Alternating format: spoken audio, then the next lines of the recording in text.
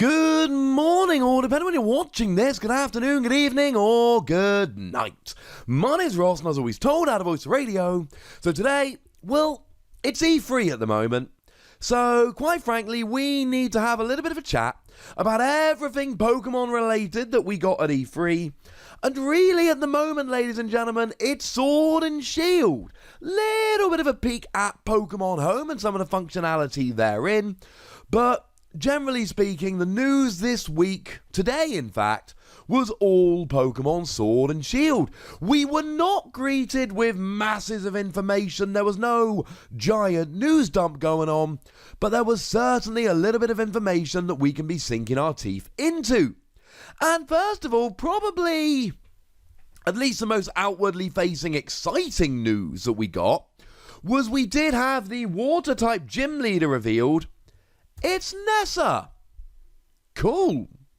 Now, we didn't see a huge amount about Nessa. Now, I'm presuming she's the second gym leader.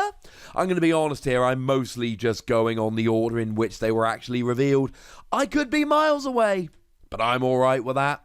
We did see that she had a Dynamax Dreadnought, and the E3 demo, which you're going to be able to play if you're at E3, I mean, you could stick it up on the eShop, Nintendo, just putting that out there, is going to feature a water gym fight against Nessa. I believe that's what they said. The only Pokemon they showed that she had was Dreadnought, and that is going all kinds of Dynamax. Remember, Dynamax means that the Pokemon goes super big, and it has max versions of all its moves, though it only lasts for 3 turns and can only be used once per battle. Now, this does mean that we've seen 2 of the gym leaders now. We did see Milo in the direct that we saw last week. We're assuming that there's going to be 8. Yeah, we assume there's going to be 8. No confirmation, but 8 gyms does. It fits with what we usually see. And of course, we have previously seen the champion of the what we presume is going to be called Pokemon League, though that hasn't actually been confirmed yet, Leon, who we know has a Charizard. Cool. Now, as well as Nessa, in the direct, we were given some information about Pokéball Plus and the functionality therein. It cannot be used to control the game. Sorry, ladies and gentlemen. So, whereas with Pokemon Let's Go, you can actually use it as a controller one-handed to control the entire game and throw Pokeballs with motion control and all of that. That is not the case with Pokemon Sword and Shield. A little bit sad, but unfortunately that's the way it is.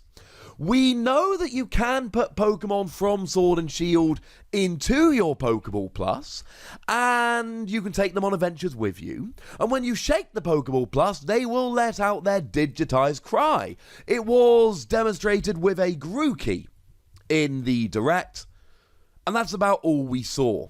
Now, we weren't given a huge amount of information. We were told that if you take these Pokemon around with you, there will be bonuses. Now, I'm assuming that is in terms of you will get extra XP, and you can essentially train your Pokemon by running around with it, and it will level up, and then when you put it back into Sword and Shield, it will be a little bit stronger. There was no confirmation about that. All we were told about Pokéball Plus is that you can put Pokemon from Sword and Shield into it. The implication was any Pokemon, though that was not confirmed. And we know that when you transfer it back to the game, you will get some kind of bonus. That's all we were told, ladies and gentlemen. And that it's not going to be able to be used as a controller.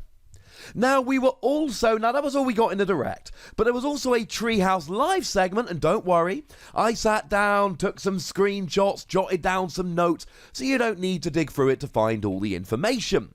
And we were told, probably unsurprising but still fairly sad news about Pokemon Home. Now, for those of you that have forgotten, Pokemon Home, I did deal with this in a video recently, I'll link it in the description. Pokemon Home is a new app which you're going to be able to get on mobile phones, on your Nintendo Switch, etc. And you're going to be able to connect essentially all of your Pokemon games to it. It is going to connect to Pokemon Bank, Pokemon Go, Pokemon Let's Go, and Pokemon Sword and Shield. Now, what we saw previously was that two-way communication is only going to be possible between Sword and Shield. Now, that is to say, you can put Pokemon into Pokemon Home from anywhere, but you can only put Pokemon from Pokemon Home into Sword and Shield. Well, it was confirmed today that yes, you can transfer Pokemon from Pokemon Home to Sword and Shield, but only if they appear in the Galar Pokédex. Or the Galar Pokédex, I think it's pronounced. Not just anyone. So if there's a Pokemon in the Galar Pokédex, which can be found in Pokemon Go, you can catch it in Pokemon Go, put it to Pokemon Home, and then transfer it to Sword and Shield, and that is fine. But if it does not appear in the Galar Pokédex, you cannot put it into Sword and Shield. And the reason for this is extremely simple. There are over 800 Pokemon. They all have to have their proper 3D models rendered in Sword and Shield. And it's too much, frankly. It's too much to get all of the animations, etc., all the 3D models into Sword and Shield. They've not rendered all 800 Pokemon in the game, or 800 plus. So, in order to have that functionality, they would have to have every single Pokemon available, rendered fully 3D, all the animations, everything else in Sword and Shield. The reality is, that would delay the game. Do you want the game delayed? At the moment, it's set for November the 15th release date. Personally, I don't want it delayed. Maybe that's just me. So honestly, I think this is the best thing. I understand how some people will be a little bit sad about that, but unfortunately, that's the way that it is. I am convinced, again, this is just a prediction, but I refuse to believe this will not be added in the future. Now, we were given a little bit more information about the wild area, and we were told that the wild area will span multiple towns and cities. So essentially, it's one big area that wraps around multiple parts of the map. So you can run around the wild area, that's got the camera you can control, etc., etc., capturing Pokemon, doing raid battles and the such. And then from there, you can get to multiple towns, so it seems like a fairly large area. One of the cool things that they did show in the Treehouse Live segment was that you can come across Pokemon which are frankly beefier than you can handle. In the Treehouse Live segment, they showed a player with a level 12 Score Bunny coming and finding a level 26 Machoke, and they had to run away. Having said that, given the amount of people that have beaten the game using just Magikarp and all of that, you know people are going to be able to play around with fancy moves, statuses, etc., etc. They're gonna be able to figure out ways to beat these bigger Pokemon, and I'm sure there's gonna be a whole bunch of YouTube videos and articles about how to do so. But this reminds me very much of Xenoblade, of all things, where you can run around and see monsters way too powerful for you to fight, but they're there anyway. It was also confirmed that you can whistle for Pokemon, and maybe they run towards you. Maybe they run away from the whistling, but it's a way that you can attract or scare off Pokemon. And they did finally show us what those little icons mean. Those little icons on the left-hand side show what your friends are doing. So you can see on the screenshot on the screen, Gloria has taken down a Pancham, and Gloria also wants to trade with you. And they did show in the Treehouse Live segment, Gloria came and gave you a sack of potatoes of all things. So you can actually give your friends items in the game, and that means that your friends can be running around the wild area with you. I want to get some more information about the limits of this. Unfortunately, that was not shown at this time. And then they gave us a little bit more information about max raid battles. So you can see this screen in front of a Steelix max raid battle. That was the one they showed. It didn't tell you it was Steelix, but it did give you the silhouette and tell you it was Steel Ground. I mean, come on. They told us that you can only take one Pokemon in each. So there's 4 people and they each select one Pokemon. You don't get to take in multiple. And there is a 10-turn limit. If you haven't taken down the max raid Pokemon in 10 turns, you lose, you don't get to do it. Now, only one of the 4 players can Dynamax their Pokemon, make it all big and fancy, But they also told us that it rotates every turn who is able to Dynamax. So even though only one can per turn. So if you decide that you're the person that's going to be Dynamaxing, it seems like you have to wait for your turn to Dynamax before you're actually able to do so. And then as soon as one person has Dynamaxed, nobody else gets the option to do so.